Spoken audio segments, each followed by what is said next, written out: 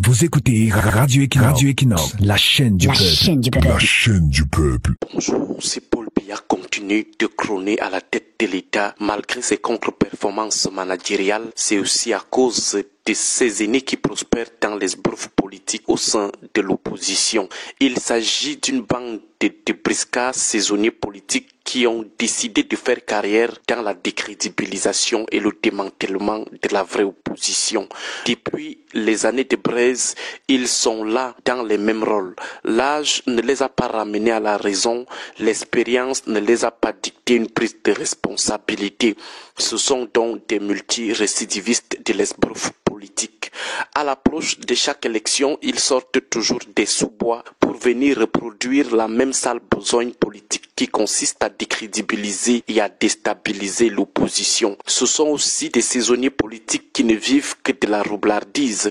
Paul Biya n'a jamais été leur adversaire. Ils s'en prennent plutôt à ses principaux opposants. Pourtant, ils continuent de se présenter eux-mêmes comme des opposants. Ce sont donc des opposants des opposants.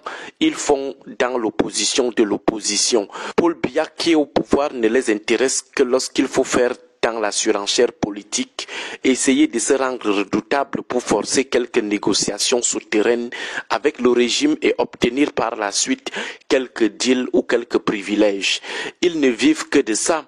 Pendant l'intersaison électorale, pendant la période entre deux élections, ils sont dans les buissons. Aucune action de terrain, aucune intervention farouche dans les problèmes qui accablent le peuple, aucune condamnation des exactions politiques du renouveau, comme les violations des droits de l'homme, aucun congrès de leur parti. Mais dès qu'ils sentent l'odeur des élections, ils sortent rapidement pour venir jouer les troubles fêtes. Observez bien la scène politique camerounaise depuis 1990. Ce sont les mêmes visages, les mêmes individus sur qui on raconte les mêmes histoires de filouterie politique.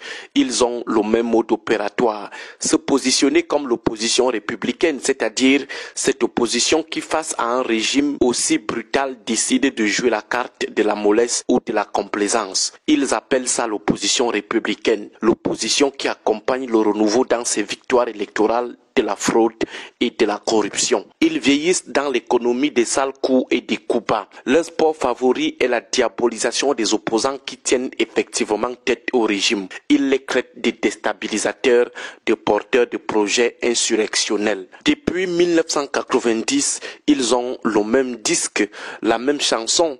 Biya n'a jamais été leur adversaire. Ils ciblent seulement les opposants bien positionnés pour désaxer le RDPC. C'est leur boulot depuis 1990. Leur stratégie d'infiltration dans le milieu de l'opposition est souvent la proposition de projets de coalition ou de candidature unique de l'opposition. Chaque fois qu'ils ont réussi à berner l'opposition avec ce projet, la fin a toujours été l'éclatement à la dernière minute de la coalition. Ce sont donc des manœuvriers chevronnés de la sale besogne. Ils ont commencé tout jeunes dans cette économie de la roublardise politique. Ils y ont pris de l'âge et comptent mourir dans l'affaire sans le moindre respect pour leur âge.